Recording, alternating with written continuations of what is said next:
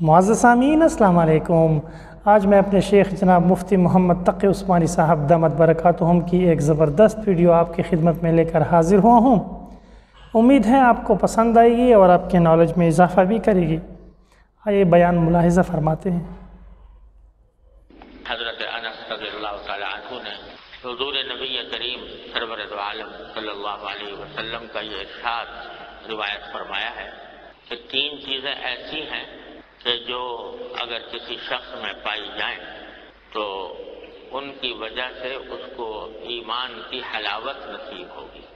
ان میں سے ایک چیز یہ ہے کہ اللہ اور اس کے رسول اس کو ہر ماں سوا سے زیادہ محبوب ہو جائیں۔ اللہ تبارک و تعالیٰ کی محبت اور اللہ کے رسول صلی اللہ علیہ وسلم کی محبت ہر دوسری محبت پر غالب آ جائے۔ اور دوسری بات یہ کہ ایک انسان دوسرے سے کسی دوسرے سے محبت کرے تو اللہ ہی کے لیے کرے، جس سے بھی محبت ہو اللہ ہی کے لیے ہو، یہاں تک کہ اپنی اولاد سے بھی محبت ہو تو اللہ کے لیے ہو، بیوی سے بھی محبت ہو تو اللہ کے لیے ہو، بچوں سے محبت ہو تو بھی اللہ کے لیے ہو، دوستوں سے محبت ہو، عزیزوں سے محبت ہو، وہ بھی اللہ ہی کے لیے ہو۔ بظاہر یہ بات کچھ عجیب سی لگتی ہے کہ بیوی بچوں سے، دوستوں عزیزوں سے اللہ کے لیے محبت۔ ہم جیسے لوگ جن کو یہ ذائقہ نصیب نہ ہوا ان کو عجیب سی لگتی ہے، لیکن جن کو اللہ تبارک و تعالیٰ اپنی محبت سے سرشار فرما دیتے ہیں تو ان کا کوئی بھی تعلق کسی سے بھی جو قائم ہوتا ہے وہ اللہ ہی کے لیے ہوتا ہے۔ حضرت حکیم الامت قدس اللہ تعالیٰ سرہ نے ایک عجیب بات بیان فرمائی ہے مواعظ میں۔ فرمایا کہ مجھے کبھی کبھی تعجب ہوتا تھا کہ حضور نبی کریم صلی اللہ علیہ وسلم جبکہ آپ کا براہ راست رابطہ اللہ تبارک و تعالیٰ کے ساتھ ہر وقت جڑا ہوا ہے، ملأ اعلیٰ کے ساتھ رابطہ قائم ہے، وحی نازل ہو رہی ہے، جبریل امین علیہ السلام آ رہے ہیں، ہر وقت ذکر اللہ میں مشغول ہیں، اللہ کے ذکر میں مشغول ہیں۔ حضرت عائشہ صدیقہ رضی اللہ تعالیٰ عنہ فرماتی ہیں کان نبی صلی اللہ علیہ وسلم یذکر اللہ علی کل احیانہ، کہ نبی کریم صلی اللہ علیہ وسلم اللہ تبارک و تعالیٰ کا ذکر فرماتے تھے تمام اوقات میں، یعنی یا ذکر لسانی ہو رہا ہے زبان سے یا ذکر قلبی ہو رہا ہے دل سے، یہاں تک کہ علماء کرام نے فرمایا کہ وہ اوقات جن میں زبان سے ذکر نہیں ہو سکتا، جیسا کہ آدمی مثلا بیت الخلاء میں ہے تو وہاں زبان سے ذکر کرنا جائز نہیں، یا جس وقت آدمی غسل کر رہا ہے اس وقت میں جبکہ وہ برہنہ ہے اس حالت میں ذکر کرنا جائز نہیں، لیکن ان حالات میں بھی سرکار دو عالم صلی اللہ علیہ وسلم کا ذکر قلبی جاری رہتا تھا۔ تو حضرت فرماتے ہیں کہ تعجب ہوتا تھا کہ جس ذات اقدس کا براہ راست تعلق اللہ تبارک و تعالیٰ کے ساتھ قائم ہے، وہی نازل ہو رہی ہے، فرشتے آ رہے ہیں، ذکر قلبی ہر وقت جاری ہے، آپ اپنی ازواج مطہرات کے ساتھ ہنسی دل لگی کی باتیں کیسے کر لیتے ہیں؟ کیونکہ اللہ تبارک و تعالیٰ کے ساتھ جس کا رشتہ جڑا ہوا ہو وہ تو ہر وقت اسی میں مستغرق رہے گا۔ تو پھر یہ کیا بات ہے کہ حضرت عائشہ صدیقہ رضی اللہ تعالیٰ عنہ کے کو حبشیوں کا کرتب بھی دکھا رہے ہیں اور حضرت عائشہ کے ساتھ دوڑ بھی لگا رہے ہیں، اور حضرت عائشہ صدیقہ رضی اللہ تعالی عنہا سے کسی نے پوچھا کہ جب نبی کریم صلی اللہ علیہ وسلم گھر میں آتے ہیں تو آپ کا کیا معمول ہوتا ہے؟ شاید پوچھنے والے کے دل میں یہ بات ہوگی کہ جب گھر میں آتے ہوں گے تب بھی مسلسل عبادت میں مصروف رہتے ہوں گے۔ تو حضرت عائشہ صدیقہ رضی اللہ تعالیٰ نے فرمایا کہ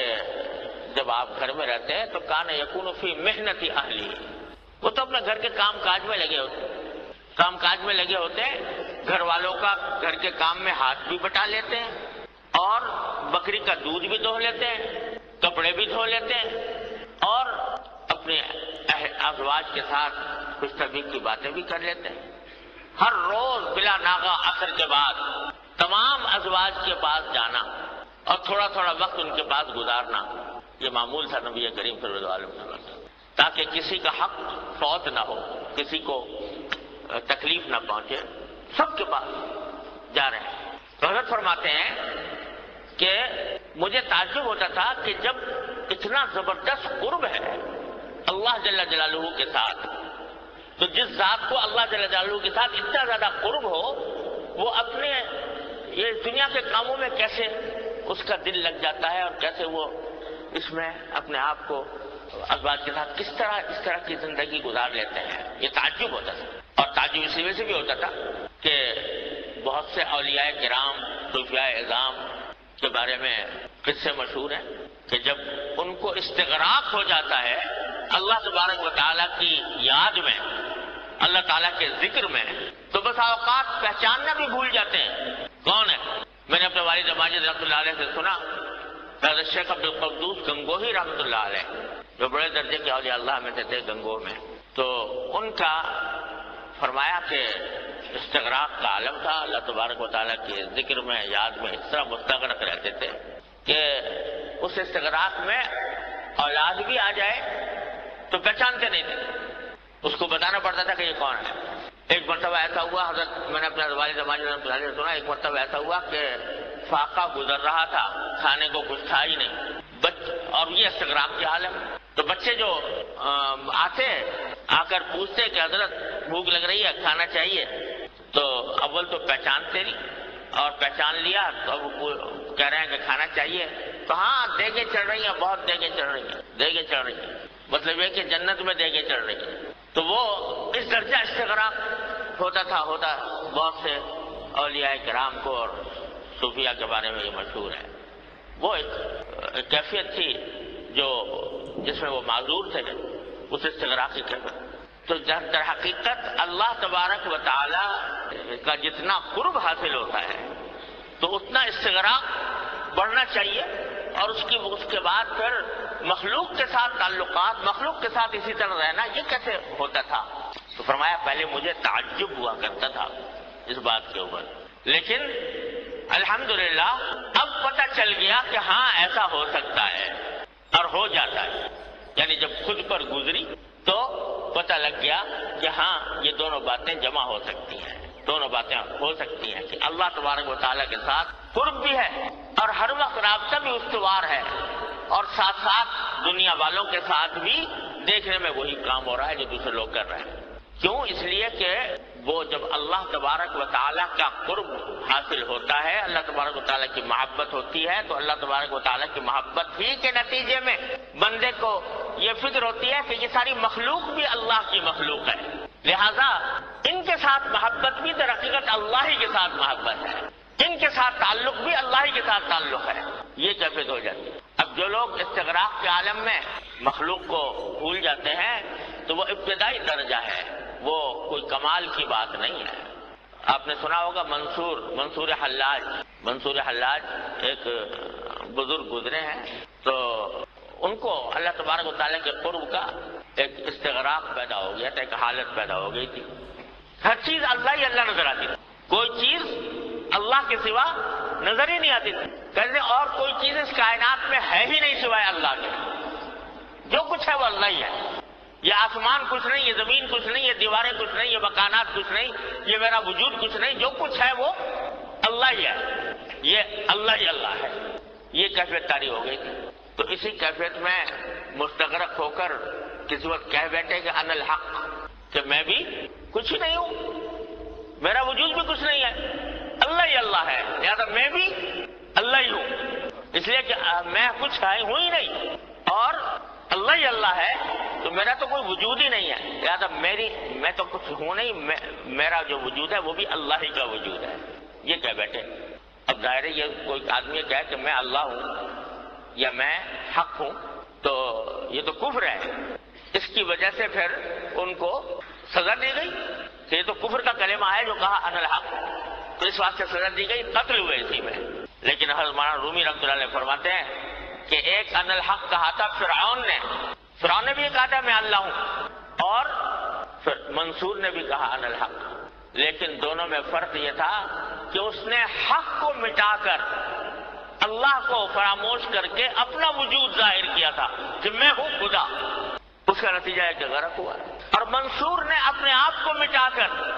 اللہ کے وجود کو ثابت کیا کہ اللہ ہی اللہ ہے، میں تو کچھ ہوں ہی نہیں، تو کہتے ہیں کہ وہ فرعون نے انحلق کہا تھا، وہ تو پست ہوا، اللہ کے عذاب کا مورد بنا،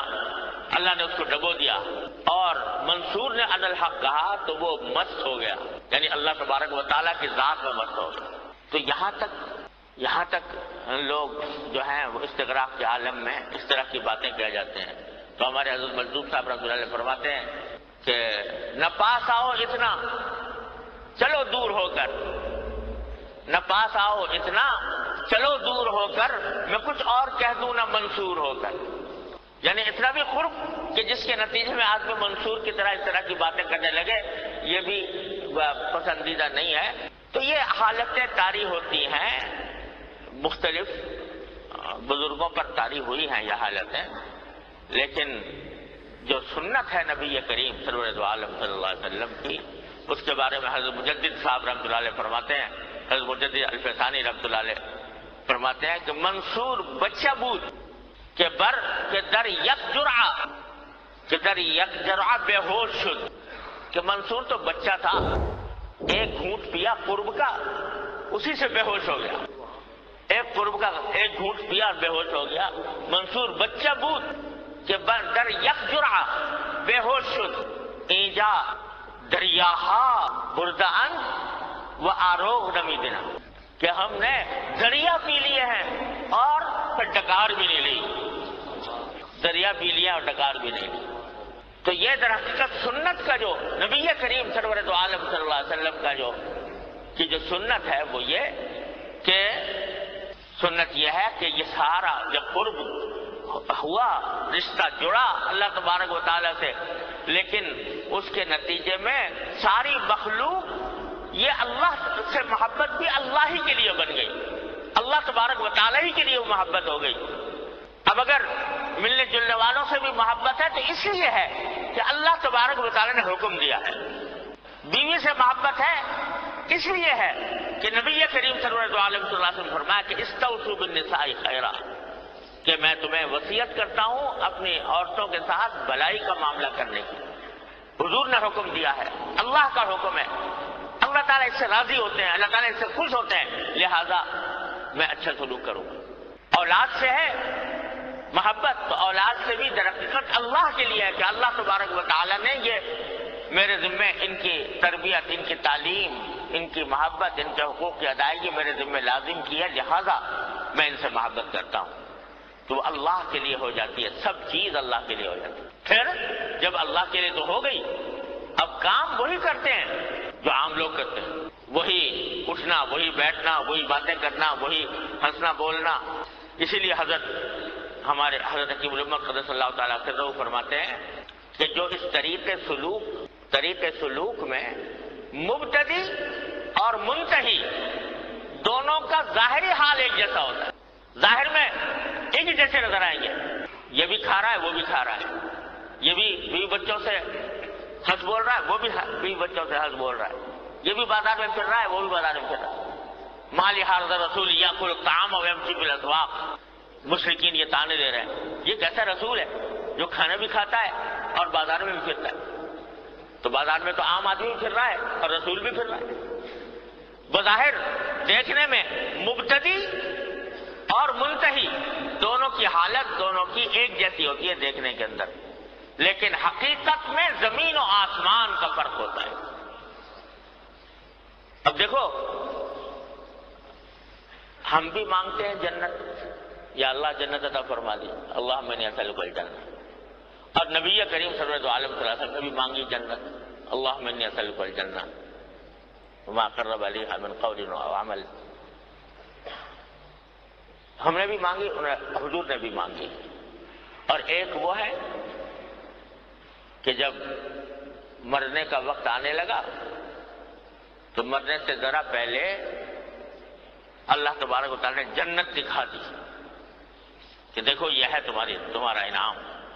یہ ہے تمہاری جگہ جنت میں، مرنے سے پہلے ہی دکھا دیا اللہ تعالیٰ، جنت کا پورا نظارہ کرا دیا۔ تو جب جنت کا نظارہ کرایا تو منہ پھیر لیا بزرگ نے،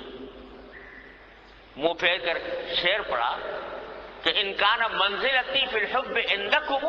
मा क़द रअयतु फ़क़द ज़य्यअतु अय्यामी, कि या अल्लाह अगर मैंने जो आपसे मोहब्बत की थी उस मोहब्बत का दर्जा यही था, ये बाग और ये फूल और ये फल और ये शराब और ये लज़ाइज़, इसके लिए की थी मैंने मोहब्बत आपसे? अगर ये थी, यही मेरा दर्जा था मोहब्बत में, तो इसका मतलब है कि मैंने जिंदगी ज़ाय कर दी। मैंने तो आपसे मोहब्बत इस जन्नत की खातिर नहीं की थी, मैंने तो आपकी ज़ात की खातिर की, आपकी रज़ा की खातिर की थी। तो जन्नत से मुंह फेर लिया। और उधर रसूल करीम सल्लल्लाहु अलैहि वसल्लम फरमा रहे हैं, या अल्लाह मैंने फिर जन्नत व नाईमहा, अल्लाह मैं जन्नत भी मांगता हूँ, जन्नत की नेमतें भी मांगता हूँ आपसे। तो हजरत फरमाते हैं कि देखो वो साहब जिन्होंने जन्नत से मुंह फेर लिया, वो बज़ाहिर देखने में बड़ा ऊंचा मकाम लग रहा है कि भाई ये जन्नत की लज्जतों से की वजह से अल्लाह की मोहब्बत नहीं कर रहे। अल्लाह ताला की मोहब्बत जो है वो अल्लाह ताला की ज़ात की वजह से है।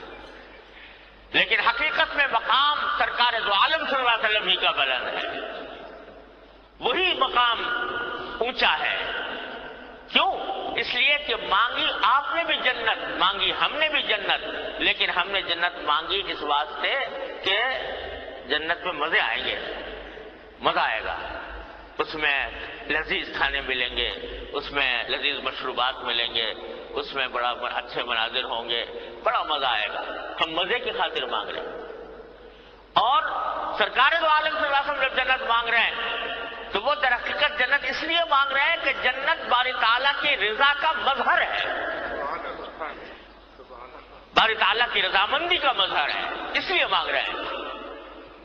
उनके पेश नजर वो नहीं है, वो जैसे हमारी जहन में लज्जतें हैं वो लज्जतें नहीं है। उनके सामने यह है कि ये अल्लाह तबारक व तआला ने जब बंदों के लिए ये इनाम मुकर्रर किया है, तो मेरा फर्ज यह है कि मैं मोहताज बनकर,